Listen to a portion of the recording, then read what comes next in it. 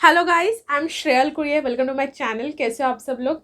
आज का वीडियो होने वाला है काफ़ी ज़्यादा इंटरेस्टिंग और informative. How to recognise symptoms of corona. अगर आप में कोरोना से रिलेटेड कुछ सिम्टम्स दिख रहे हैं तो उनको पहचाने कैसे, उनको रिकॉग्नाइज कैसे करें और क्या सिम्टम्स रहते हैं, क्या आपके अंदर वैसे सिम्टम्स दिख रहे हैं या नहीं, ये सब जानने के लिए पूरा वीडियो एंड तक ज़रूर देखना। सो चलो स्टार्ट करते हैं वीडियो से।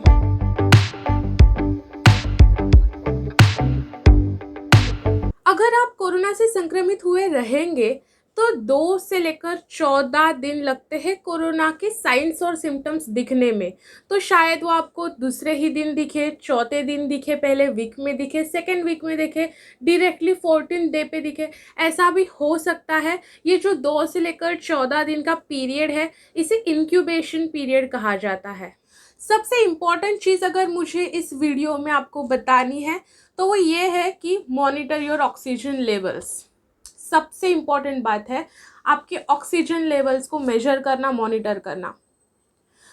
अगर आपको कोरोना हुआ भी रहेगा ना, फिर भी अगर आपका ऑक्सीजन का ये जो लेवल है वो नॉर्मल रहेगा तो आपको कोई फ़र्क नहीं पड़ने वाला। आप अच्छे से इससे रिकवर कर सकते हो। लेकिन फ़र्क कब पड़ेगा, धोखा कब होगा, जब आपका ये जो ऑक्सीजन का लेवल है वो हद से कम रहेगा, नॉर्मल लेवल से डाउन रहेगा, तब बहुत ज़्यादा परेशानी हो सकती है। तो सबसे इम्पॉर्टेंट काम जो करना है, मॉनिटर करना है हमारे ऑक्सीजन के मेजर को, लेवल को। सो गाइस, घर पे ही ऑक्सीजन की लेवल्स कैसे मेजर कर सकते हो।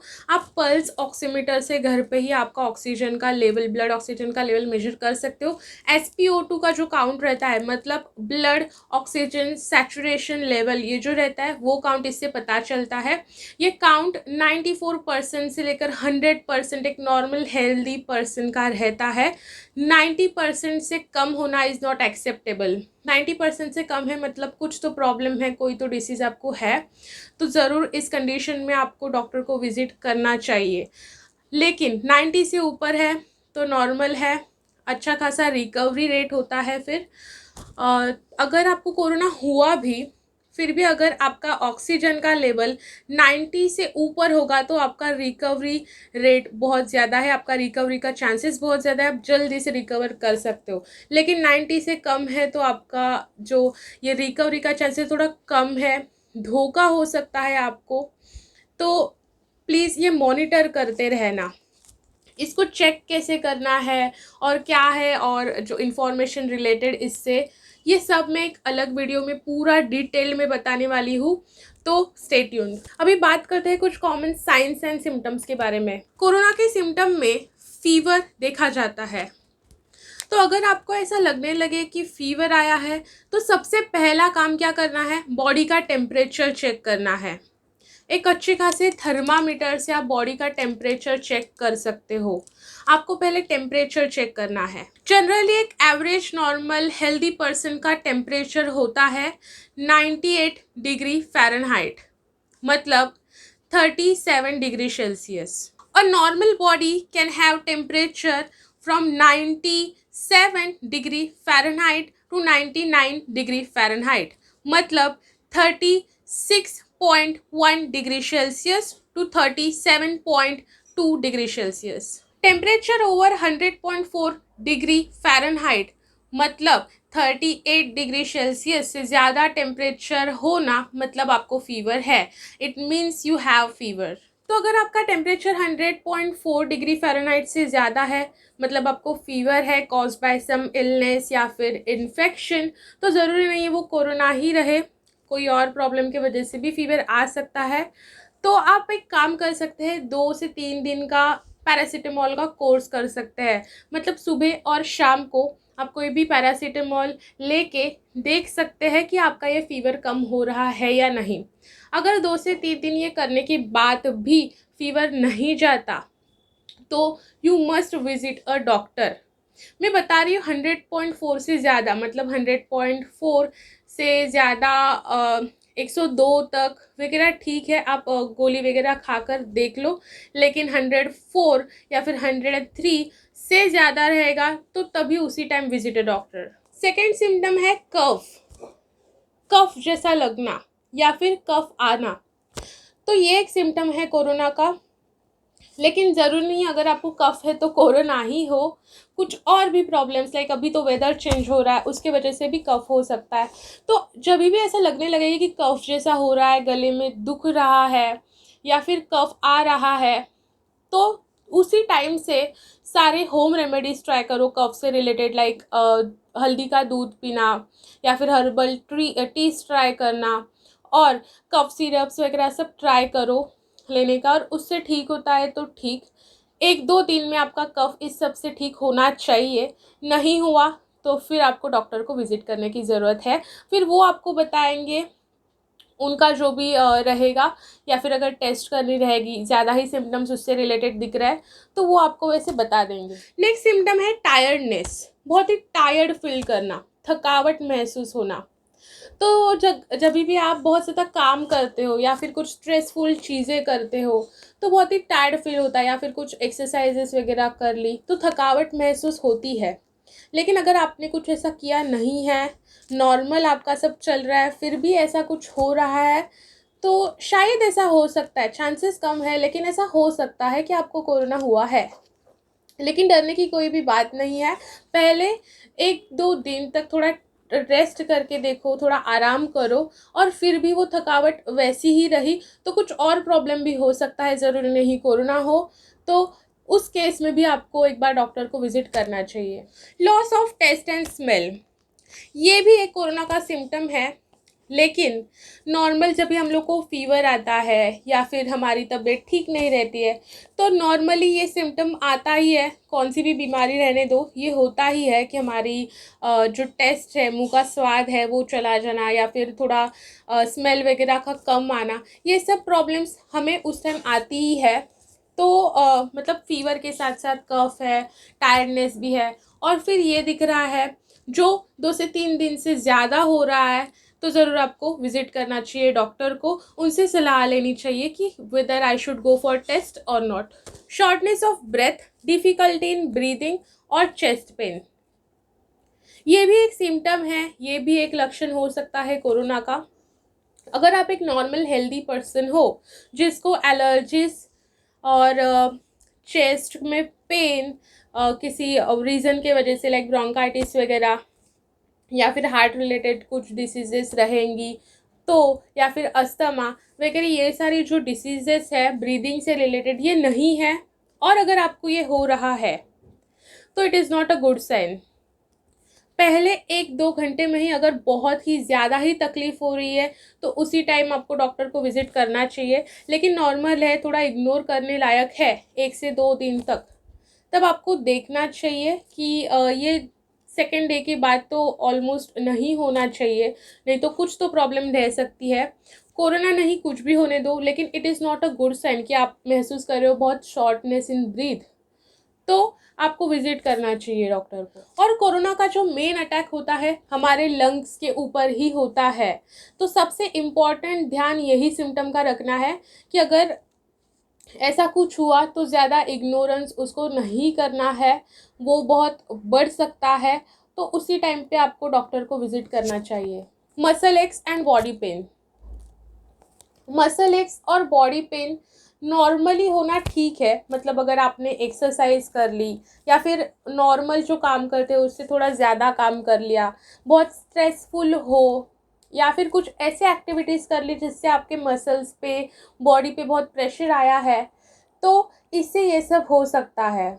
तो आपको रेस्ट करने की ज़रूरत है, थोड़ा टाइम रेस्ट कर सकते हो, या फिर एक्सरसाइज से हुआ रहेगा तो ये तो नॉर्मल है। तो एक्सरसाइज करने के बाद जो मसल पेन है उसको आपको इग्नोर करना चाहिए। लेकिन ऐसी नहीं है कोई बात, अगर आपने कुछ ऐसा नहीं किया, एक्टिविटीज़ नहीं की है, नॉर्मली सब चल रहा है, और अगर आपको ऐसा हो रहा है तो पहले तो आप रेस्ट कर लो 1-2 दिन अच्छे से। फिर भी ये थकावट और ये बॉडी पेन, मसल पेन आपको हो रहा है तो ये भी एक सिम्टम ज़रूर है। इस सिम्टम के साथ ये बहुत ज़्यादा नहीं देखा जाता, लेकिन अगर आपको फीवर है, कफ है और उसके साथ ये है तो ये ज़रूर ऐसा हो सकता है, तो तब आपको विज़िट करना चाहिए डॉक्टर को। तो वो ज़रूर आपको सलाह देंगे कि आपको टेस्ट करना चाहिए या नहीं। रनी नोज़, नाक का बहना या फिर म्यूकस जैसा लगना, तो ये अल्सो एक सिम्टम है कोरोना का। तो अगर ऐसा आपको लग रहा है तो आप पहले से, जैसा मैंने कफ के बारे में बताया, जैसा ही आपको ऐसा लगे तो पहले सारे होम रेमेडीज़ करना ट्राई कर लो। बेस्ट तो बताऊंगी स्टीमिंग वगैरह ले लो, गर्म पानी पियो, हर्बल टीज ट्राई करो, हल्दी का दूध पियो, और कान वगैरह कवर करो, कॉटन से आप कवर कर सकते हो। तो ये सारी चीज़ें आपको ट्राई करनी है। नॉर्मल जो कोल्ड के पिल्स वगैरह आते हैं वो आप ट्राई करके देख सकते हो 1 से 2 दिन तक। फिर भी ये प्रॉब्लम वैसे ही रही तो आपको ज़रूर डॉक्टर की सलाह एक बार लेनी चाहिए।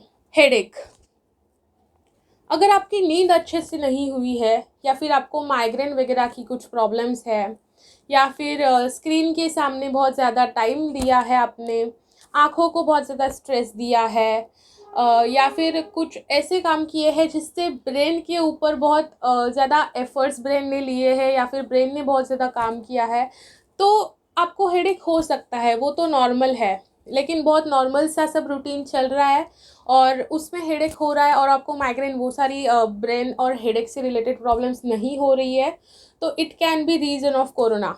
ये सिम्टम हो सकता है कोरोना का।